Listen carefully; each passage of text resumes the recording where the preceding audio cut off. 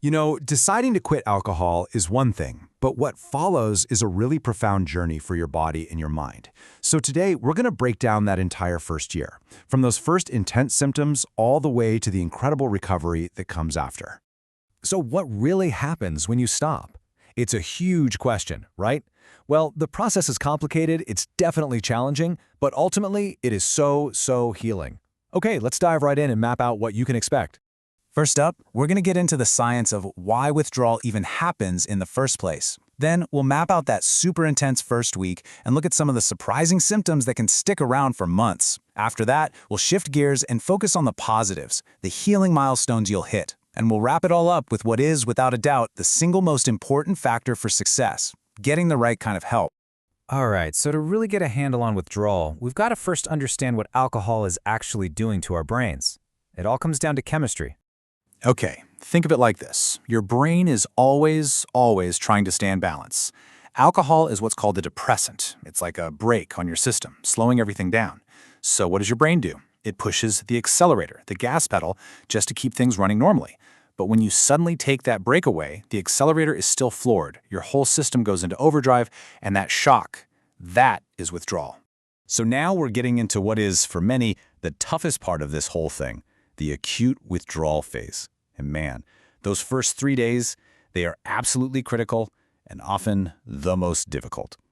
And you won't believe it, but the first symptoms can start popping up in just 6 hours. From there, it's a really steep climb for about 2 days, hitting a critical peak somewhere between 48 and 72 hours. This is the danger zone. It's where the most severe symptoms like delirium tremens can show up. But if you can get through that peak, the worst of the physical storm usually starts to pass. Now this is fascinating. This chart gives us a real look inside the experience. A survey of over 1,500 people found that the top symptoms aren't always what you'd think. It's not just the hand tremors or the sweating. It's psychological. Stress, anxiety, and irritability are right there at the top.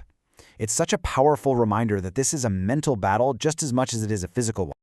And this number, this really puts the stakes into perspective. Delirium tremens, or DTs, isn't just some worst-case symptom. It can be fatal. A fatality rate of up to 15%. That means, and there's no easy way to say this, withdrawing without medical help can be a life-threatening gamble. So how do doctors even begin to manage something this risky? Well, they use a tool for it. It's called the CIWR scale. Basically, by scoring things like tremors, anxiety, and sweats on a simple 0 to 7 scale, they can get an objective measurement of how severe the withdrawal is at any given moment. This lets them provide exactly the right level of medical care that's needed to keep someone safe.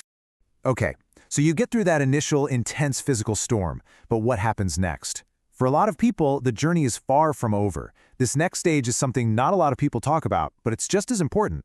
It has a name: post-acute withdrawal syndrome, or PAWS for short. It's basically a group of symptoms, mostly psychological, that can hang around long after your body has physically detoxed. It's the brain's long, slow journey back to finding its balance again. So what does pause actually feel like? It can be totally disorienting. You might deal with these wild mood swings, a return of that nagging anxiety, or just nights where you can't get any restful sleep.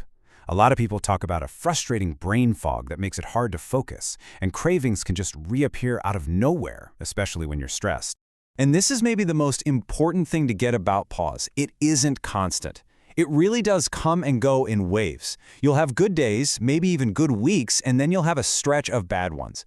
Just knowing to expect that rhythm and not letting it discourage you is a massive part of long-term recovery. All right, we've talked a lot about the challenges, so now let's flip the script and talk about the rewards. Because right alongside all that difficulty, there's this incredible healing process that starts to happen.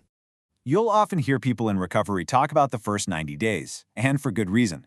They are absolutely foundational. Each month marks a brand new stage of building up your resilience, deepening your self-awareness, and really locking in those new, healthy habits that are going to support you for a lifetime. I mean, think about this. In just 1 month, the changes are already real. Your liver, which is an amazing organ, by the way, is already starting to repair itself. You're probably sleeping more deeply, that mental fog starts to clear up, and you'll likely feel your mood and anxiety finally start to even out. Then you hit the 2-month mark, and that healing starts to move outward. As you get more and more emotional stability, you finally have the foundation to start repairing and strengthening the relationships in your life. This is where that slow, important work of rebuilding trust really begins. Okay, 90 days. This is a huge milestone. And here's the science to back it up. Research shows this is when the brain's recovery really starts to kick into high gear. You'll actually notice your memory and your focus getting sharper. And at the same time, you've now had 3 whole months to build a solid support system, which is just essential for the long haul. And then 1 year. Wow. The transformation is just profound. Physically, you've dramatically cut your risk from major health problems like heart disease and cancer. But honestly, the biggest change is often internal. A renewed sense of purpose, a new sense of self. It's nothing short of getting your life back. So all of this brings us to our final, and frankly, most critical point. When you consider everything we've just talked about, from the severe physical symptoms to those long-term psychological challenges, trying to do this all by yourself isn't just hard, it's dangerous. And look, this slide just lays it all out, plain and simple. It's a stark choice. On one side, you have detoxing alone, with risks like seizures, DTs, and even death. But on the other side, you have medical supervision, which offers safety, management of your symptoms, and a secure bridge to long-term recovery. It really can be a life-or-death difference. So you can see the path through withdrawal and into recovery. It's a marathon, right? It's not a sprint. It's a journey filled with tough challenges and incredible milestones.